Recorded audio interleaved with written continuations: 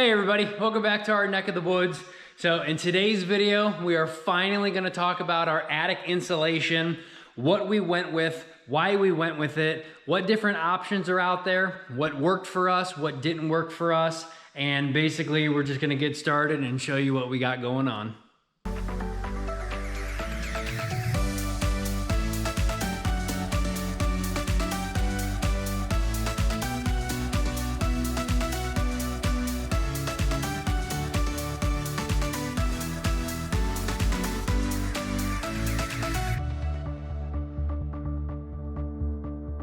All right, so first thing first, attic insulation.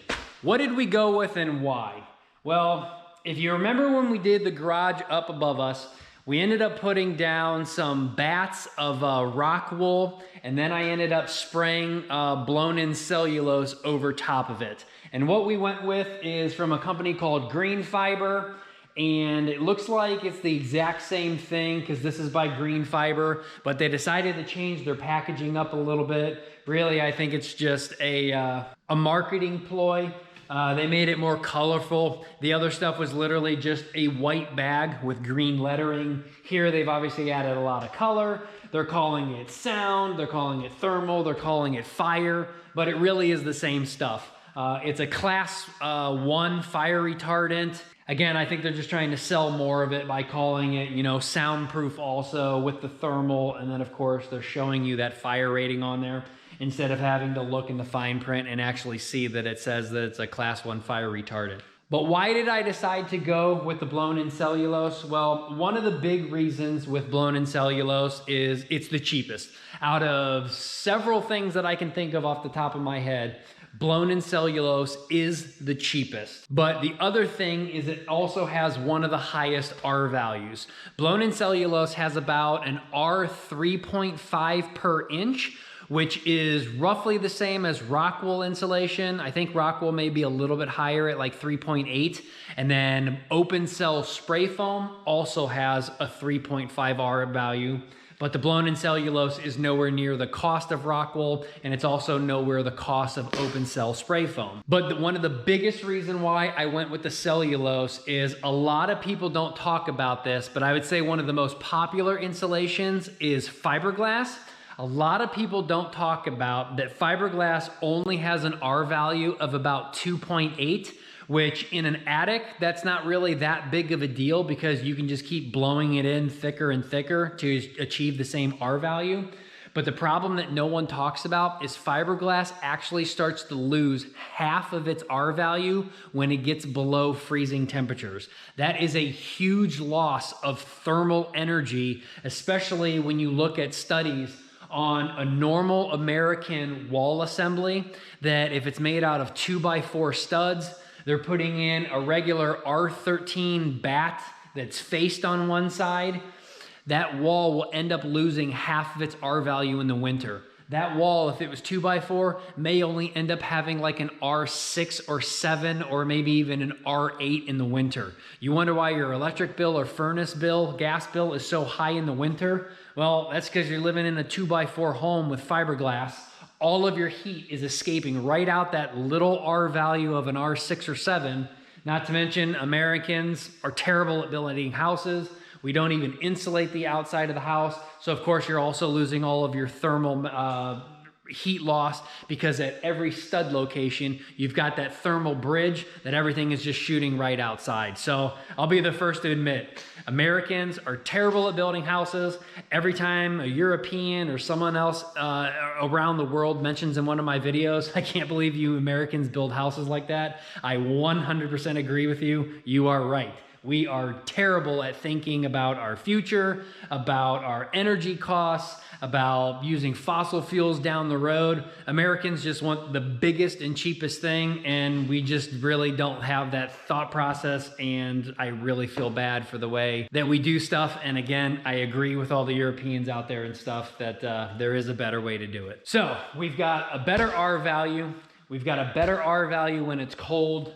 We've got cheaper product because as you can see on here, They end up using 85% of recycled material. And again, fiberglass, it's more expensive because you're literally just digging up sand or rocks, you're melting it in a factory, you're blowing it through an extruder that turns it into thin filaments of fiberglass. And then of course, in most cases, you're dyeing it pink. That obviously has a higher cost value because nothing is recycled. It's all 100% from the get-go, right out of the earth, and then manufactured, so it's a little bit more expensive cost-wise. Now, there is a downside to the cellulose. If you're looking here right now, I've only got about 50-some bags sitting down here. For my entire house and my house only, I calculated that I need 180 bags of this stuff. There is 120 some bags sitting above my head in my garage storage space. Well, the reason why there's a negative to that is because this stuff weighs 25 pounds per bag. 25 pounds times 180 is 4,500 pounds of weight. That is a lot of weight. I mean, that is more than my freaking car right there. And thankfully I checked this before we started moving more bags, but my garage storage space is 320 square feet and it only has a load capacity of, it's called a dead load. Dead load is just like your couch that always sits in your living room, but a live load is you actually walking around your house. Well, because that's a storage space and not a living space, it has a 0 live load and it only has a 10 pound per square foot dead load, which means that attic storage space can only handle 3,200 pounds of weight. So thankfully we stopped where we did and we did not put more than 3,000 pounds up there. So that is a negative that this stuff does weigh so much. Hence why on my attic, I ended up putting the furring strips. I knew that I was gonna blow in the maximum of an R60, which on this guy right here says an R60 is gonna have to be about 17.3 inches blown in. Now, I don't know off the top of my head what 17.3 inches actually weighs per square foot or per inch, but I decided to put the furring strips up because my roof trusses are 24 inches on center. We only have an 1.5 inch wide bottom cord, and that leaves a lot of space that my ceiling drywall could end up bowing over time. Yes, my ceiling drywall is approved ceiling drywall. It's approved for 24 inches on center. It's 5/8 of an inch thick. It's fire rated, etc. But I do not feel comfortable with going always off of what the manufacturer recommends. And I was just afraid that weight over time would end up bowing my drywall. So hence we put the furring strips perpendicular to the drywall. We put them 16 inches on center. And they're 2.5 inches wide, which means now we're spreading that load out a lot more, that it's not actually touching the drywall. The furring strip should carry some of the load, the drywall should carry some of the load, and we're obviously shrinking that space a lot so that this weight does not end up hurting the drywall one day. And a perfect example of never going off what the manufacturer says, Ohio's minimum code for roof sheathing is only 1/2 inch, and you are allowed 1/2 inch up to 24 inches on center, but I have seen plenty of houses in Ohio where the roof sheathing will start to bow over time, and you can start seeing that 24 inches on center with 1/2 inch OSB or plywood. It just does not hold up in Ohio's heavy snow loads, and I did not want my roof to start to look like that. So my roof, we ended up going with 5/8 of an inch, so we went above code. And remember, code is only the minimum recommendation. I personally try to go above and beyond code every chance that I get so that everything is just stronger, safer, more soundproof, more put together, etc. So if Ohio says that 1/2 inch is fine, but it ends up sagging, then I'm definitely not trusting my drywall to be 5/8 and it to not sag over the next, 10 to 20 years or something. Now, hindsight 2020, since a lot of people are watching my videos on they're preparing to build a house, they're getting information about how to build a house, I will say one huge thing. If I could do this all over again and try to save a little bit of money, I would have changed my truss layout. I would have not done the 24 inches on center trusses. I would have done 16 inches on center trusses. It only would have been a little bit more money to buy several more trusses at the time when trusses weren't so expensive, but I would have gone to 16 inches on center because that would have saved me the labor to have not put up the furring strips. That would have saved me probably the back-breaking work that I would have not done the 5/8 roof sheathing, because now my trusses are closer together. I probably would have gotten away with the 1/2 inch and would have not had to worry about sagging over time. So if you're thinking about building, I was thinking about kind of every step of the way and not thinking this far down the road, but I 100% would have just bought more trusses, would have had a stronger roof anyway, would have been able to hold up more snow load anyway, and then I would not have to worry about my drywall sagging because they would have been closer together and would have been screwed into more trusses that we wouldn't have had to have done all that extra work. Now, there are a few more options besides the blown-in cellulose and, of course, the fiberglass. Fiberglass, of course, you can put in blown in, you can put bats, you can put rolls. Again, you've got rock wool bats that you can put in, but you also have open and closed cell spray foam. I chose not to go with those, again, because of their cost.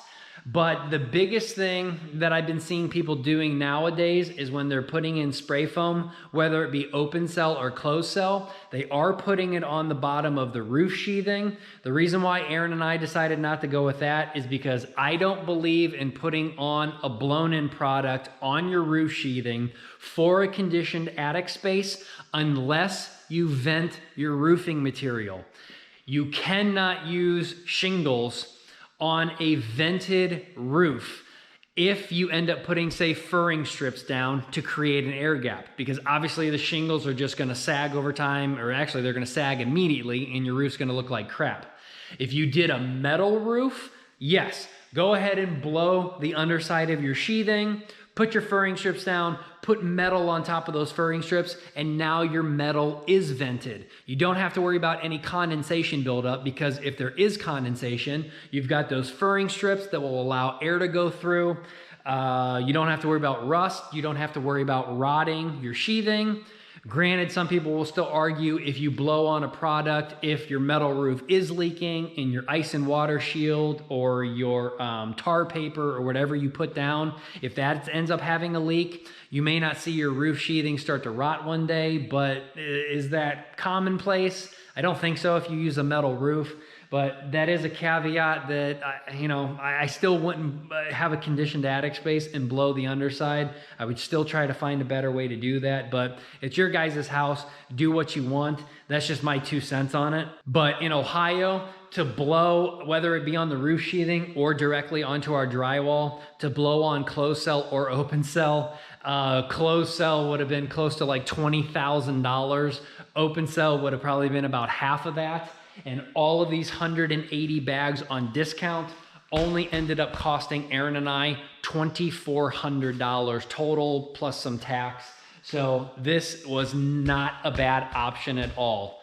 And fiberglass wise, I did have a company give me a quote and they quoted me about $3,000. So it's about $600 cheaper to go with this and me doing it myself than going with fiberglass and have something else do it. And of course, $2,400 is way cheaper than $20,000 for a closed cell. So again, that's all the information that I can think of off the top of my head. It's 3 in the morning. I just got off work. I wanted to share that with you guys real quick, show you what we're using, and hopefully coming soon we'll be able to get started because we're approved in the attic now. I just got to find a day to go back and get the machine, make sure I have everything 100% tidied up there, and then we can go ahead and blow it all in and actually be done. But I do need one thing from you guys. Aaron wants to do something that I need your guys' thought process on this and think if I'm thinking about this correctly. Aaron wants to do tongue and groove sealing on our vaulted ceilings in here. And what I need help with you guys with is how the heck am I gonna put tongue and groove wood panels up here and now have to worry about 1,000 nail holes going up through the drywall. Not to mention, if we have drywall up there, some of the nails really aren't gonna hit anything at all. We're not gonna probably hit every single attic truss. We're not gonna hit every furring strip that's up there on the underside, even though I can still see all of the screw holes. But yeah, it will save me a little bit of money because technically we now don't have to paint this. I may not have to tape or mud any of this ceiling up in here either, because we're just gonna put up those tongue and groove wood panels. So it does make me more excited that that is gonna save us on labor and time and stuff. But what am I gonna do with 1,000 nail holes that just went up through drywall? Now I've got thermal leaking, I've got possibly air leaking now all throughout this space. The only thing that I can think of is possibly putting down 1 inch of closed cell spray foam. What do you guys think about that? If I'm gonna pay about $900 or so to just do the vaulting, 1 inch thick, so that way when the nail goes up, hopefully the nail doesn't go up and pierce out through the closed cell. It will hold that on, but the only other thing I can think of is I'm gonna have to do furring strips again, because if the furring strips go up in through here, let's say we go this way from the end all the way to the pink, those furring strips will be nailed into the furring strips where I can see going horizontally this way, so I know I won't miss. They'll be extremely strong. Then I have no problem putting up the tongue and groove and hitting every single furring strip this way. But again, that's gonna cost more money in furring strips, double furring strips. That's also gonna cost more money in the closed cellulose blown up on the other side, so we get that air sealing and stuff. But that's the only thing that I can think of. Do you guys think that that's worth it? Or can you guys think of another way? I don't think we can just glue them on. I don't think they're gonna stay. Not to mention every single board that we put on with construction and adhesive, you're gonna have to sit there for 30 minutes and hold it up. But I think once you start putting on row after row after row, the glue's just gonna let go and they're all gonna fall off. And again, some of the boards in between the horizontal furring strips running this way, which the tongue and groove is also gonna run this way, you're just gonna be nailing straight in the drywall. And I don't think drywall is gonna be able to hold up a tongue and groove board, as they do carry some amount of weight. But let me get this video out to you guys. Let me know what you guys think on our attic situation and what I've decided to go with, and see if you guys have any thought process on I may be right, I may be wrong. I'm gonna do it my way, I'm gonna do it another way. What do you guys all think about that? And then again, let me know what you guys think. Erin is not giving up on the tongue and groove ceiling in there, so we're just gonna have to spend the money so that she gets some sort of feature on the inside of the house that she wants. And I'm not in disagreement with her. It's just spending the more money. And I think it's gonna be at least $300 to $400 in furring strips. And I know it's another 900 and something plus tax from the spray foamer who's already done the inside of the attic.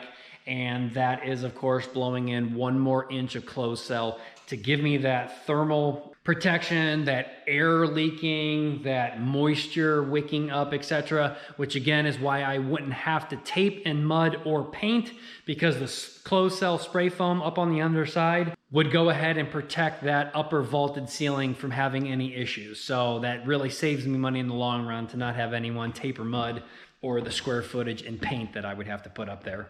But let me know what you guys think, and then we'll go ahead and get started on all this.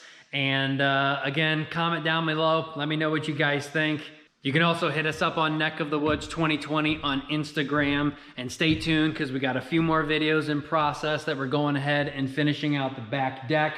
We've got more stone that we need to lay out this week. And then of course we still need to get the lift and finish up the siding over there. And then we can start painting the entire house. So stay tuned. We've got more coming to you. And I hope you guys enjoyed this one, and I hope you learned something. And again, let me know what you guys think.